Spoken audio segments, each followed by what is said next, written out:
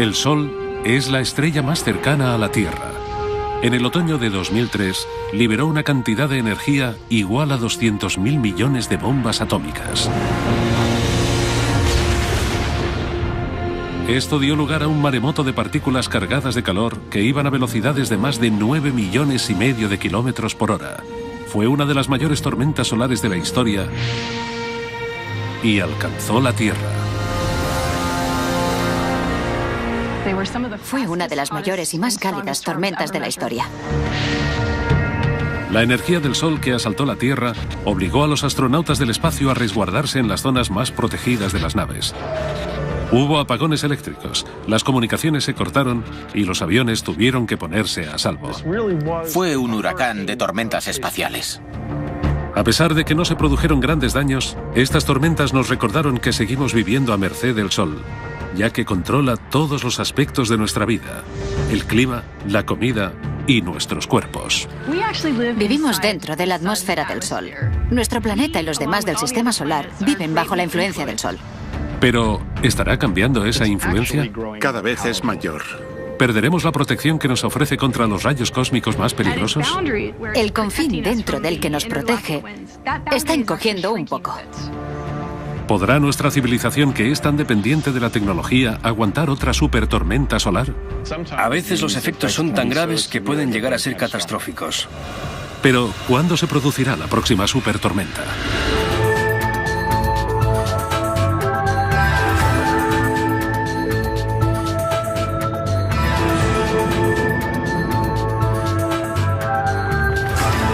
El Sol. 3, 2, 1. Liberación. Se ha dado inicio a la misión IBEX. Durante el otoño de 2008, Ignición. la NASA lanzó el IBEX, el explorador de la frontera interestelar. Parte de su misión es estudiar el efecto que tiene el Sol en los lugares más lejanos de nuestro sistema solar. IBEX es un intento más por descubrir el impacto de las estrellas en nuestro sistema solar, en nuestro planeta y en nuestra vida. El Sol. El Sol nos proporciona luz y calor. Si no fuera por él, no estaríamos vivos. A los humanos nos interesa lo que pasa a nuestro alrededor. Nos gusta entender nuestro barrio. Y en el universo, el Sol es nuestra calle, nuestro barrio. El Sol. Nos afectan sus estados de ánimo. Es el padre de todos los demás planetas, ya que estos se ven afectados por su estado de ánimo. Tenemos que saber cómo evolucionará y cómo sus constantes cambios nos afectarán en la Tierra. El Sol. Si queremos entender el universo y las estrellas que forman dicho universo, es importante estudiar la que tenemos más cerca. Hemos aprendido más del Sol en los últimos 40 o 50 años que en toda la historia.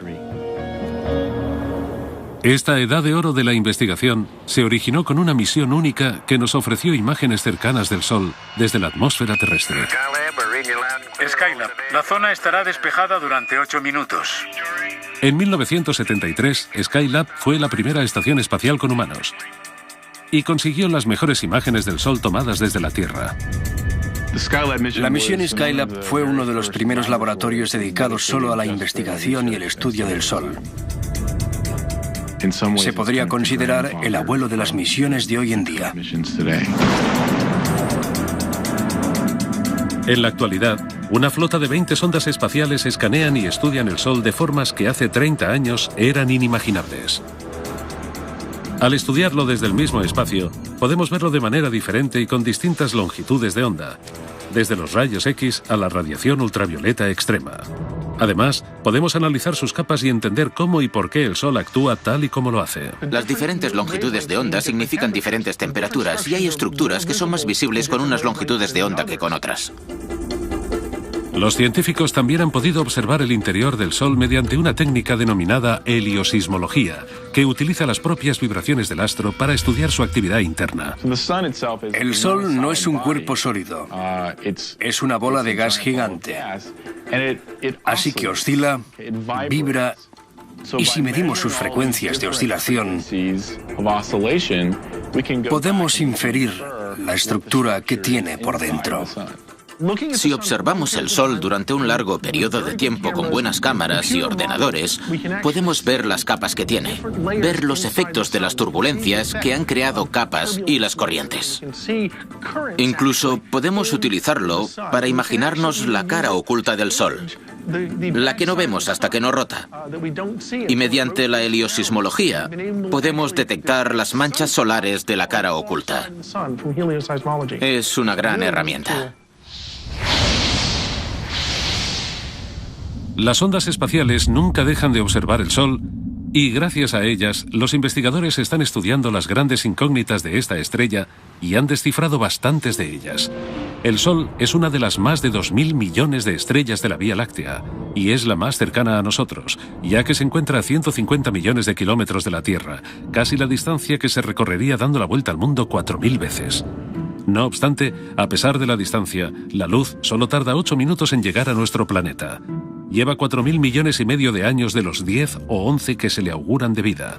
A pesar de que técnicamente es una estrella de tamaño medio y se denomina estrella enana, es inmensa. Mide 1.400.000 kilómetros de diámetro y si la vaciáramos, en su interior cabrían 1.300.000 planetas del tamaño de la Tierra. El Sol supone el 99,8% de la masa del Sistema Solar y pesa 300.000 veces más que la Tierra.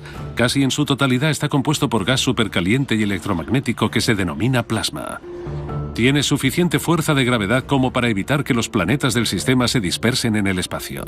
Y tal y como sugirió Copérnico, gobierna el centro de nuestro Sistema Solar con un puño gravitatorio de acero. El modelo de Copérnico que sitúa el Sol en el centro del Sistema Solar con todos los planetas moviéndose alrededor, deshaciéndose de la idea de que todo giraba en torno a la Tierra, supuso un gran cambio paradigmático. Con él el Sol se convirtió en lo más importante de nuestro sistema y nos hizo ver que teníamos que entender lo que era.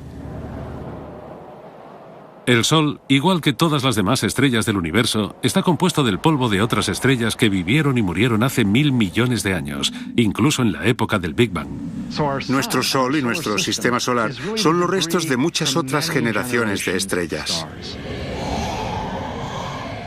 El Sol que vemos todos los días es la fuente de energía del Sistema Solar. En el centro llega a alcanzar los 15 millones de grados centígrados y es el motor de todo. En el centro del Sol se produce el proceso de fusión y ese proceso libera luz y partículas. Por cada segundo de luz del Sol se libera la misma energía que liberarían 1 millón de bombas atómicas. El Sol afecta todo lo que toca y para descubrir cómo, los científicos a veces se basan en una importante coincidencia cósmica. El Sol. El Sol. La luz del Sol está compuesta por unas partículas que se denominan fotones. Nacen en el centro y se mueven gracias a corrientes de convección a través de las zonas radioactivas y convectivas del Sol. Así es como llegan a las capas externas y volátiles del astro. Las zonas exteriores del Sol están formadas por 3 regiones. La fotosfera o superficie del Sol no se trata de una superficie dura como la de la Tierra. El Sol es todo gas. La temperatura de la fotosfera es de unos 5.500 grados. Por encima de la fina capa de la fotosfera hay otra delgada capa denominada cromosfera. Y está un poco más caliente que la fotosfera. Es extraño porque lo lógico es pensar que cuanto más lejos esté de la fuente de la energía, del centro, la temperatura caerá. Pero de la fotosfera a la cromosfera, la temperatura aumenta y asciende incluso más al llegar a la tercera capa de la atmósfera, la corona. Después de la cromosfera, hay una amplia zona denominada corona, que está a millones de grados. El Sol produce influjo de energía constante denominado viento solar. Como nunca deja de soplar, reparte energía por todo el Sistema Solar y su alcance es de unos 15 trillones de kilómetros, bastante más allá de Plutón. El espacio existente entre los planetas de todo el Sistema Solar no está vacío.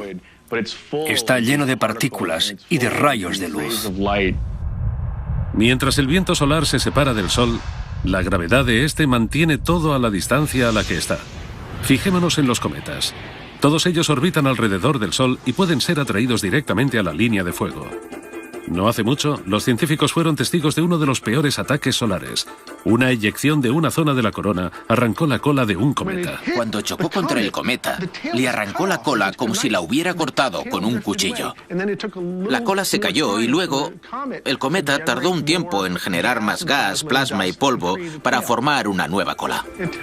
Esto nos demuestra cómo se mueve el viento solar en el sistema y cómo afecta a lo demás. Lo que despide el Sol ha hecho que su estudio sea casi tan difícil como entender su funcionamiento. Sin embargo, los científicos pueden observarlo de cerca gracias a una coincidencia cósmica: los eclipses de Sol totales. El eclipse de Sol total se produce cuando, desde nuestra perspectiva, la Luna se alinea con el Sol y cubre hasta la fotosfera. Es una visión espectacular. Los eclipses solares son preciosos. Todo se oscurece en tan solo unos segundos debido a miles de factores juntos. Hay tanta oscuridad que, si miras al cielo, se ve una sombra negra que proviene de arriba y se dirige hacia ti a una velocidad de miles de kilómetros por hora. Es impresionante. Durante miles de años, la humanidad ha quedado maravillada por los misterios de los eclipses. Pero para los científicos ahora supone una gran oportunidad para observar la capa exterior del Sol, la enigmática corona. Es una de las zonas más calientes del astro y su energía irradia más allá de los confines del sistema solar. Todo el sistema solar está basado en la corona del Sol. Es decir, la atmósfera del Sol baña todos los planetas. Los ingenieros que construyeron el observatorio solar y heliosférico o SOHO instalaron un eclipse artificial en la sonda espacial. Se denomina coronógrafo y es igual que un eclipse natural, ya que impide que pasen los rayos del Sol para que los científicos puedan intentar responder esta ancestral pregunta. ¿Cómo es posible que la corona solar esté tan caliente? La superficie normal del Sol, la fotosfera, está a unos 5.500 grados centígrados y en cambio la corona está a millones de grados. Si te alejas de una estufa sabes que hará más frío, pero si te alejas de la superficie del Sol hace más calor. ¿A qué se debe eso? Todo tiene origen en el centro del Sol, donde cada segundo casi 700 millones de toneladas del elemento que más hay en el universo, el hidrógeno, se convierten en helio a través de la fusión nuclear y producen una energía que se convierte a su vez en fotones o, lo que es lo mismo, luz. El centro del Sol está muy caliente, a varias decenas de millones de grados. Allí la temperatura es tan alta que los protones, los núcleos del hidrógeno, se acoplan, se unen unos a otros, se fusionan y forman helio. Y así se libera energía. Lo que sucede es que los fotones pasan por un proceso, lo que denominamos camino aleatorio, y tienen que atravesar la capa del Sol. Son absorbidos y reabsorbidos millones de veces en diferentes fotones a niveles de energía bajos. Este proceso de absorción y reabsorción puede durar unos 150.000 años. Una vez que salen del interior del Sol, los fotones solo están a 8 minutos de la Tierra, pero dejan atrás un mundo en constante movimiento. La superficie solar está en ebullición. La energía fluye desde abajo. Espirales de plasma y energía denominadas bucles coronarios recorren el Sol. Mientras las zonas más oscuras o manchas solares ocupan cientos de kilómetros. A tan solo 4.000 grados, dichas manchas son las regiones más frías del Sol y emiten menos luz que las zonas que tienen alrededor. Si cogieras una mancha solar y la colocases en el cielo lejos del Sol, sería tan brillante como la luna llena. Las manchas solares aparecen en la superficie y son fáciles de detectar, aunque su origen proviene del interior del Sol y de su compleja rotación. El Sol no rota como un cuerpo sólido. De hecho, rota más rápido por la zona del ecuador que por los polos, y esto da lugar a las manchas solares. El ecuador completa una rotación en 25 días. Las latitudes medias la completan en 30 días, y las zonas de los polos en unos 35 días. Este proceso se denomina rotación diferencial y hace que el interior del Sol se mueva a velocidades diferentes, creando así un intenso magnetismo, es decir, millones de líneas de campo magnético que se entremezclan mientras el interior del astro se retuerce como una goma elástica. Esto crea presión y hace que floten. Así que llegan hasta la superficie y la atraviesan, dando lugar a las manchas solares. Una vez en la superficie, las líneas de campo magnético ya inservibles impiden el paso del plasma caliente que proviene del interior y aparecen así las manchas solares. Y cuando esas manchas empiezan a retorcerse, imaginemos que hay una mancha aquí y otra aquí, y hay un campo magnético que conecta a las dos. Ese campo magnético se retuerce y hace lo que haría una goma elástica, sale disparado. Cuando sale disparado libera energía, y en el caso del Sol y de las erupciones solares, se trata de grandes cantidades de energía. Las líneas de campo magnético que vienen dadas por los movimientos de las manchas solares, a pesar de ser invisibles, se pueden observar en las dramáticas formaciones de la superficie solar, ya que producen erupciones y prominencias. Aquí es donde se origina la influencia del Sol, ya que la ruptura de estas líneas de campo magnético libera grandes cantidades de energía al sistema solar desde la estrella más cercana a nosotros. Y estas líneas de campo magnético son las que se esconden detrás de la mayoría de las teorías sobre por qué la corona tiene temperaturas más altas que la superficie. Está claro que tiene algo que ver con las líneas de campo magnético que calientan la corona. Pero es posible que haya ondas en los campos magnéticos que transporten la energía de debajo de la superficie solar hasta la corona. La sonda espacial Hinoda, que significa amanecer en japonés, se lanzó en 2006 y su misión es estudiar la interacción entre las líneas de campo magnético y la corona. Recientemente ha recogido imágenes de una de las ondas que podría ser responsable del calentamiento de esta enigmática región, las ondas de Alfvén. Las ondas de Alfvén se producen en el plasma, el gas ionizado amenazado por un campo magnético. Además, se cree que estas ondas de Alfvén podrían transportar energía turbulenta desde el interior del Sol hasta la corona y que dicha energía podría calentarla. Las energéticas ondas de Alfvén que provienen del interior del Sol podrían llegar a la superficie y provocar la vibración de las líneas de campo magnético.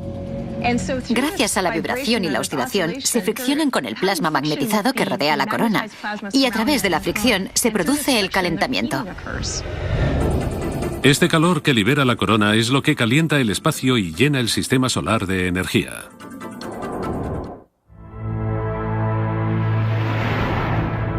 Día tras día, a nosotros nos parece que el Sol es siempre igual, pero igual que la Tierra, el Sol tiene estaciones.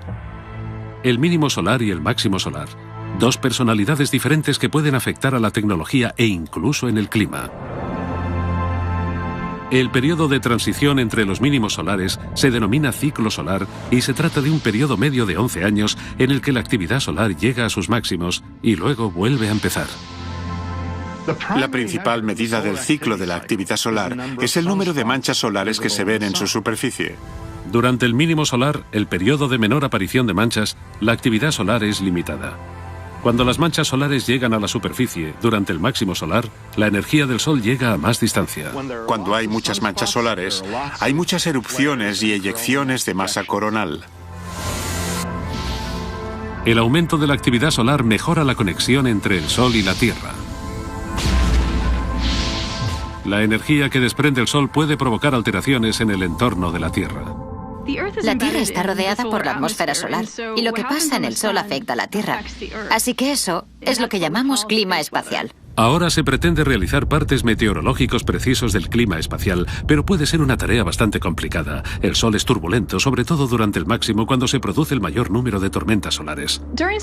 Durante el máximo solar, el campo magnético de la corona se complica mucho y hay campos magnéticos por todas partes, incluso cerca de los polos.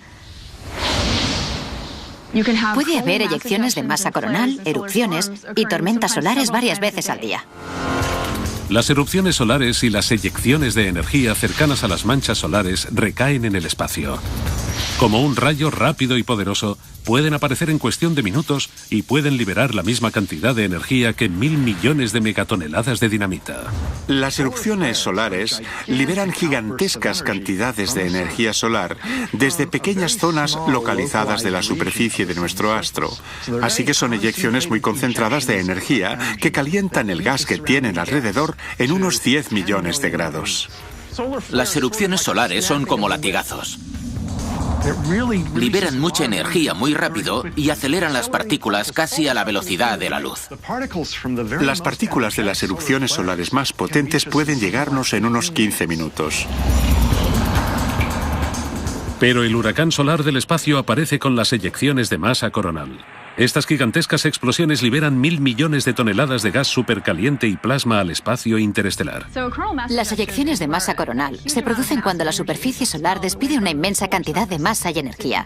Tenemos que imaginar esta inmensa cantidad de masa y energía viajando desde el Sol a gran velocidad, a veces a más de 1.600.000 kilómetros por hora. Lanzan unas burbujas gigantes de gas caliente y campos magnéticos. Salen tan rápido del Sol que producen una onda expansiva.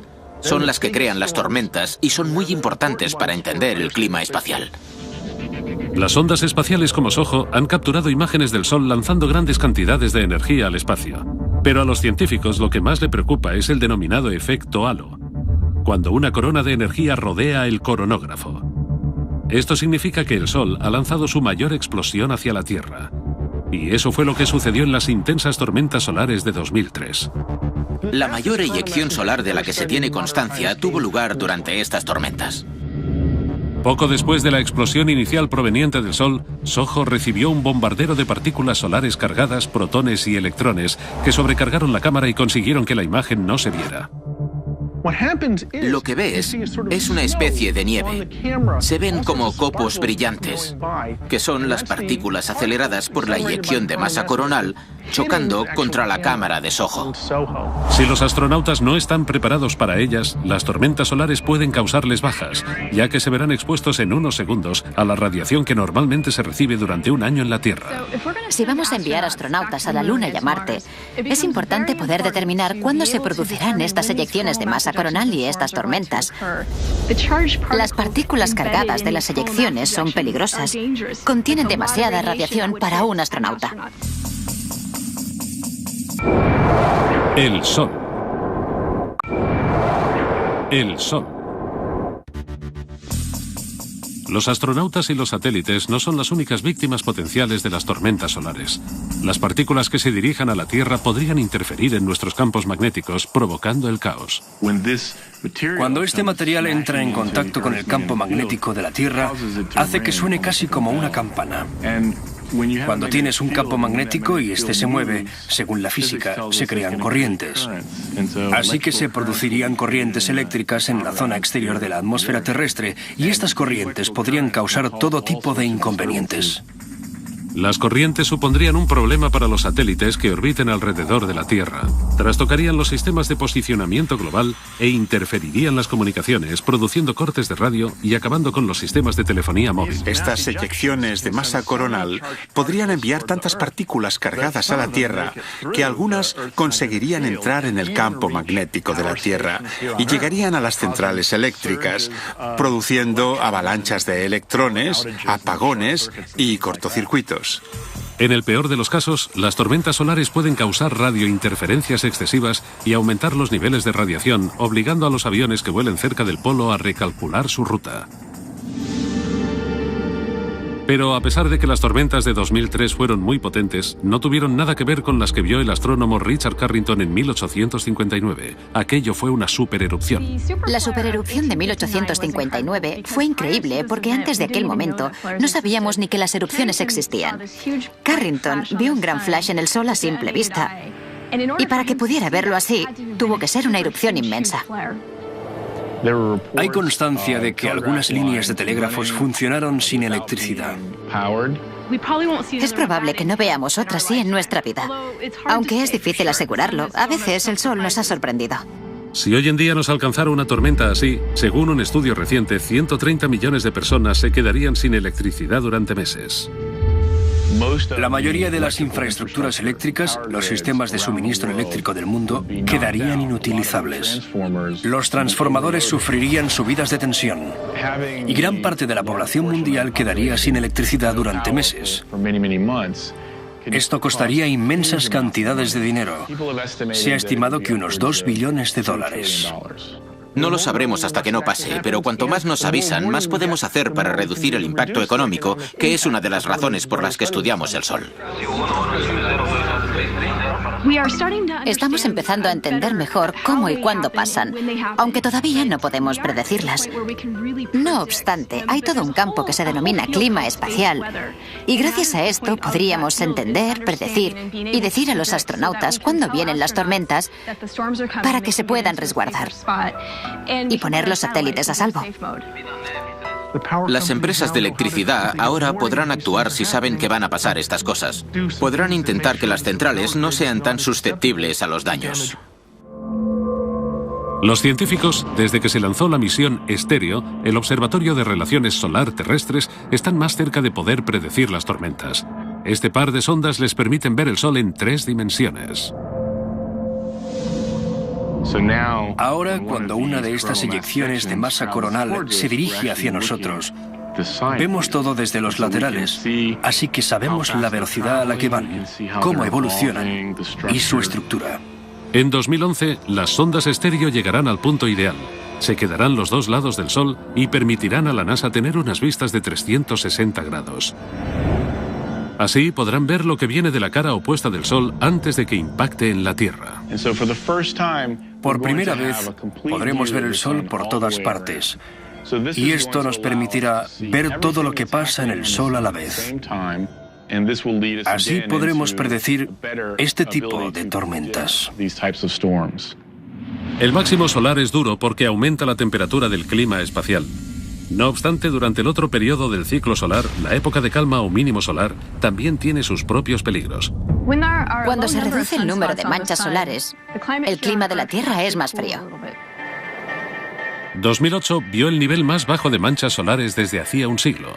Hubo 266 días sin manchas solares. En 2008 alcanzamos el mínimo de manchas solares, pero ahora deberían estar aumentando y no es así. Es decir, esto puede significar que este periodo de pocas manchas solares será más prolongado. Según los científicos, los anteriores periodos en los que se han alcanzado mínimos de manchas solares han hecho descender la temperatura de la Tierra. De vez en cuando, el ciclo de la actividad de las manchas solares parece desaparecer o atenuarse. Esto ya sucedió entre 1650 y 1700. Solo tenemos constancia de unas 50 manchas, cuando normalmente en el mismo periodo de tiempo había decenas de miles. Así que en ese periodo disminuyeron muchísimo las manchas solares. Se denominó periodo de Maunder. El Sol estaba muy tranquilo y eso vino acompañado de temperaturas más bajas de lo normal en la Tierra. En Europa se produjo una mini edad de hielo durante esas décadas. Gracias a la atmósfera del Sol que la envuelve, la Tierra está a salvo de los mortales rayos cósmicos. Y a pesar de que el poder del Sol nos protege, también puede dañarnos. La vida en la Tierra es posible tan cerca del Sol gracias en parte a la capa de ozono. Pero, ¿qué pasaría si nos quedáramos sin ella? Si la Tierra perdiese gran parte de la capa de ozono, la radiación ultravioleta del Sol penetraría a través de la atmósfera y llegaría a la superficie de la Tierra. Las enormes cantidades de rayos ultravioletas de los rayos del Sol eliminarían rápidamente los elementos más básicos de la cadena alimenticia. Nos quedaríamos sin plantas y luego sin animales. Si nos llegasen grandes cantidades de luz ultravioleta, la vida en la Tierra desaparecería. ¿Y qué podría conseguir que la capa de ozono desapareciera? Algo de lo que supuestamente nos protege el Sol, de los brotes de rayos gamma. Los brotes de rayos gamma son intensos y rápidos flashes de la radiación más potente que se conoce, los rayos gamma. Los fenómenos más potentes del universo liberan en segundos la misma cantidad de energía que emitirá el Sol en toda su vida. Y ocurren cuando mueren estrellas gigantes o cuando colisionan. Se pueden originar gracias a cualquier proceso extremo, como puede ser el choque de una estrella gigante contra un agujero negro. Se producen en algún lugar del cielo, se da uno al día y vienen de muy, muy lejos. La mayoría están a miles de millones de años luz de distancia. Pero solo a 8000 años luz, en la constelación de Sagitario, con un movimiento en espiral aguarda una bomba potencial. WR-104. Son dos estrellas bailando una danza cósmica. Completan su rotación una vez cada 8 meses y una de ellas está a punto de convertirse en supernova y emitir un brote de rayos gamma. Una de estas dos estrellas podría dar lugar a un brote de rayos gamma en cualquier momento, y sus rayos podrían llegar a la Tierra. Si los rayos cargados de energía del brote de rayos gamma se dirigieran directamente a la Tierra, podrían suponer un grave peligro. La radiación del brote de rayos gamma sería muy intensa, aunque corta, porque duraría entre 10 y 20 segundos. Pero desencadenaría una serie de fenómenos que acabarían con el 50% o más de la capa de ozono. Los científicos han especulado con que un brote de rayos gamma fue la causante de la extinción de vida en la Tierra hace millones de años. En aquella época solo existía vida en el mar. Y a pesar de que la vida marina se daba en las profundidades del océano y no se vio afectada directamente por la radiación ultravioleta, el plancton y la vida cercana a la superficie murió. Y eso afectó a la cadena alimenticia. La amenaza es aún mayor debido a algo que los científicos han observado durante las últimas décadas: una disminución del 20% en la potencia de los vientos solares. El viento solar es la emisión constante de partículas provenientes del Sol. Liberan en el espacio los campos magnéticos que hay en la corona solar. Existe incluso cuando no hay eyecciones de masa coronal ni erupciones solares. El viento solar continúa soplando más allá de Plutón y forma una especie de burbuja en el espacio interestelar. Es una burbuja protectora, porque los campos magnéticos nos protegen de las partículas cargadas que vienen de fuera. Normalmente los vientos solares soplan en todas direcciones a velocidades de 1.600.000 kilómetros por hora, y así reparten el invisible campo magnético del Sol y además forman una barrera contra intrusiones intergalácticas para el sistema solar, la heliosfera. La heliosfera es la frontera donde los vientos solares chocan con el espacio interestelar. Así que es la capa que cubre todo lo que rodea al Sol y al sistema solar. Protege al planeta Tierra de los vientos interestelares. Recientemente los científicos han descubierto que la heliosfera está encogiendo y debilitándose. Se sabe que la presión del viento solar ha disminuido en los últimos 25 años. De hecho, la heliosfera, la zona donde la presión del viento solar se termina, ha encogido. Una heliosfera más débil aumenta las posibilidades de que la Tierra se vea expuesta al peligro y a los ataques de materiales cósmicos intergalácticos.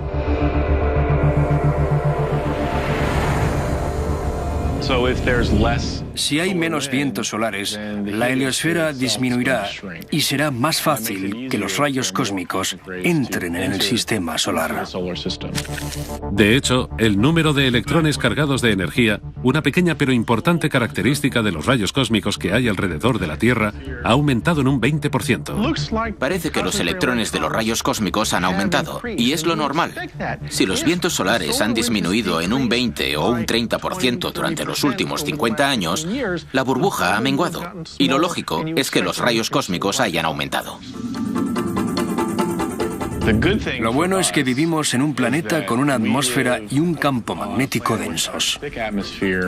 Así que tenemos dos tipos de escudos que nos protegen.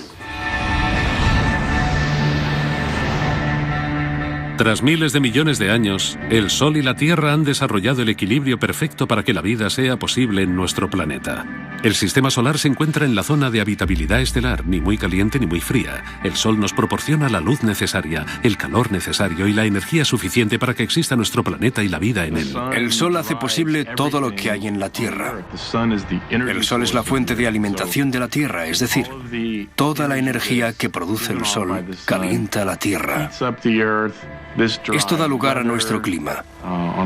Controla nuestro clima. El Sol es básicamente la fuente de energía, nuestra batería, lo que controla todo el entorno de la Tierra. Las plantas aprovechan la energía del Sol a través de la fotosíntesis y creando carbohidratos. La gente y los animales consumen dichos carbohidratos convirtiéndolos en energía que podemos utilizar. Incluso los combustibles fósiles, que son la base de nuestra vida, han sido creados por el Sol. Pero nuestro uso exacerbado de dichos combustibles parece estar deteriorando el equilibrio existente entre el Sol y la Tierra. Debido a que todos los materiales vivos reciben su energía del Sol, el Sol es la fuente de todos los combustibles fósiles, ya sean los árboles o cosas que han quedado entre las rocas y han ido transformándose a lo largo de millones de años en los hidrocarbonos que nosotros conocemos, hemos recolectado y luego hemos utilizado. Los combustibles fósiles que quemamos hoy en día liberan la energía del Sol de hace millones de años, poniendo en peligro el equilibrio entre nuestro planeta y su estrella más cercana. Si quemamos todo, la atmósfera cambiará hasta llegar a ser irreconocible, mucho antes de que llegue el punto en que nos quedemos sin combustible fósil. Ya hemos visto el efecto del exceso de energía solar gracias al aumento de temperatura global. La liberación de millones de toneladas de antigua energía solar almacenada en los combustibles fósiles ha amplificado el proceso natural necesario. Ha producido el llamado efecto invernadero. Mucha gente cree que el efecto invernadero es malo. Pues no lo es, porque mantiene la Tierra caliente. Sin él, los océanos se helarían. Lo malo es que haya demasiado efecto invernadero. Si hay demasiado dióxido de carbono, vapor de agua y metano en la atmósfera de la Tierra, esos gases atrapan demasiada radiación solar y entonces aumentan la temperatura media del planeta y producen el calentamiento global. Eso podría causar el deshielo de los casquetes polares y el aumento del nivel del mar, lo que sería un desastre si sucediera demasiado rápido. Así, la atmósfera no solo recogería más calor, sino que podría empezar a descomponerse. El uso continuo de la energía solar fosilizada podría producir cantidades no deseadas de radiación solar. Ahora mismo nuestra capa de ozono evita el paso de la mayoría de los rayos ultravioletas del Sol y permite que llegue la luz suficiente que nos aporta lo necesario para vivir.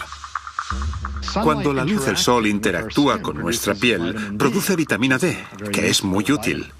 La vitamina D nos protege de un gran número de enfermedades, incluidas las enfermedades de corazón y la osteoporosis. Pero aquí también se produce un desequilibrio. Demasiado sol puede alterar nuestro ADN y provocar cáncer de piel. Para mantener el equilibrio entre el Sol y la Tierra que permite la existencia de la vida, habría que reducir el uso de la antigua energía solar y aumentar el de la energía que libera el Sol a diario. En definitiva, el Sol libera 86 miles de millones de megavatios de energía. Es decir, nuestro astro libera en 15 minutos toda la energía que se consume en la Tierra durante un año. Por ello, la explotación de esta fuente de energía ha sido el objetivo de los científicos durante años. El tamaño de este satélite solar no tiene precedentes. Se trata de una estructura de entre 55 y 65 kilómetros cuadrados cubierta con células solares que capturan la energía del astro durante las 24 horas del día y la envían a la Tierra. La NASA todavía no ha conseguido algo de esta escala, pero su trabajo en lo que respecta a la tecnología solar en el espacio ha mejorado la tecnología del planeta. Las células solares forman parte de un tipo de tecnología que ha llegado a la Tierra desde el espacio. Cuando empezamos a trabajar en los programas Apolo, Mercury y Gemini, necesitábamos centrales eléctricas en el espacio, así que las células solares fueron una fuente natural de electricidad. En la actualidad existen dos formas de aprovechar la energía solar. La energía solar térmica, que convierte la energía del Sol en calor, la concentra y con ella mueve turbinas, y las placas solares, que utilizan una tecnología basada en el silicio que convierte su energía en electricidad. También se puede aprovechar de forma indirecta mediante aerogeneradores que capturan la energía producida por el clima, que el Sol ayuda a crear. Este tipo de tecnologías están en continuo desarrollo, pero gran parte de las nuevas tecnologías más interesantes se basa en un proceso muy antiguo, la fotosíntesis. Hemos descubierto grandes beneficios cuando hemos pasado del mundo de las células solares semiconductoras a las orgánicas. Los científicos pretenden imitar a la madre naturaleza y han conseguido crear electricidad de un producto que encontramos en el mercado, las espinacas. Todas las plantas verdes tienen unas moléculas orgánicas, pero las de las espinacas son mejores, donde se puede cultivar ese péptido, esa molécula. Los investigadores colocaron este péptido en una especie de sándwich solar. Lo colocaron entre dos materiales conductores. Y cuando se expone a la luz del Sol, los electrones circulan y se produce corriente, electricidad. Así que las moléculas orgánicas pueden convertirse en pequeñas células solares. Para mantener el equilibrio entre la Tierra y nuestra estrella más cercana, es obvio que tenemos que centrarnos en buscar la forma de vivir con la energía que nos aporta el Sol hoy en día. En definitiva, mientras el Sol brille, tendremos energía solar. Pero, ¿qué pasaría si nos aportase demasiada energía? El Sol. El Sol.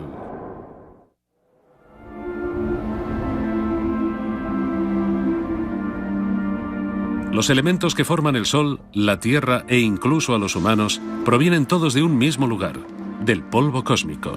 Es decir, de los restos de las estrellas que vivieron hace miles de millones de años, pero tal y como murieron aquellas estrellas, también morirá nuestro Sol. En 5.000 millones de años, el Sol será mucho más poderoso, más brillante y más grande. Llegará un punto en el que el Sol queme todo su hidrógeno. Y cuando pase eso, quemará su helio.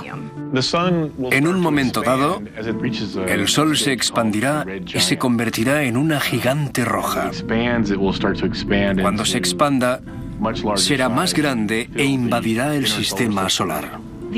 La órbita de los planetas también se expandirá, porque no será tan grande. Durante esa fase, las inestabilidades, que yo denomino eructos cósmicos, harán que la capa externa del Sol se eyecte con suavidad. Las capas exteriores de la gigante roja se irán desprendiendo tranquilamente. Las capas internas ionizarán la nube de gas que rodea al astro y harán que brille. Así que nuestro Sol estará rodeado por nubes de gas brillantes. Formarán lo que se denomina la nebulosa planetaria, que tiene formas preciosas. Algunas son redondas, pero otras se desfiguran y tienen otras formas. Es decir, no son simétricas. Lo que quedará será el centro contraído del Sol, y no producirá energía nueva a través de las reacciones nucleares, porque ya no habrá. Así que seguirá contrayéndose y apagándose con el tiempo. Es muy similar al proceso mediante el que se crean las supernovas, pero el Sol no es lo suficientemente grande, no tiene el tamaño necesario para formar una supernova. Así que en su fase final se transformará en lo que llamamos una enana blanca. Lo que quedará será una enana blanca, que es una estrella relativamente pequeña. Será una estrella jubilada, feliz y tranquila. Será del tamaño de la Tierra. No será más pequeña y se formará una roca muy bien comprimida. Liberará su energía y será cada vez más fría y débil hasta que acabe desapareciendo de nuestra vista. La muerte del Sol tendrá un efecto devastador en el sistema solar. Si la gran expansión no se traga a los planetas más cercanos, entre los que se encuentra la Tierra, es muy posible que cambien su órbita y se sobrecalienten. La superficie de la Tierra quedará carbonizada. Seguramente la Tierra se asará sea como sea. Hay que imaginar un Sol 1.000 o 2.000 veces más brillante que ahora. Así que la Tierra se calentará mucho y no será un lugar agradable para la vida. Es posible que se sobrecaliente antes de que muera el Sol, porque el Sol se calentará antes de convertirse en gigante roja y hacerse más grande que la órbita de la Tierra. Se calentará en algún momento y en la Tierra hará tanto calor que el agua hervirá. Los mares se evaporarán y la vida, tal y como la conocemos, dejará de existir. Si quedase cualquier cosa en la Tierra, el Sol se encogería hasta convertirse en una enana blanca y entonces la Tierra se congelaría en vez de calentarse. No será un sitio apto para la vida. Pero eso no sucederá hasta dentro de miles y miles de millones de años. Solo hace unos 50 años que tenemos cohetes y satélites en el espacio, y hablamos de miles de millones de años. Así que como mínimo, habremos viajado por el sistema solar y habremos visto sitios donde la temperatura sea como la de la Tierra ahora, o incluso habremos llegado a sitios que estén más allá del sistema solar. Con lo cual yo no me preocuparía con lo que le va a pasar al Sol en 5.000 millones de años. El Sol nos dio la vida y es posible que nos la quite.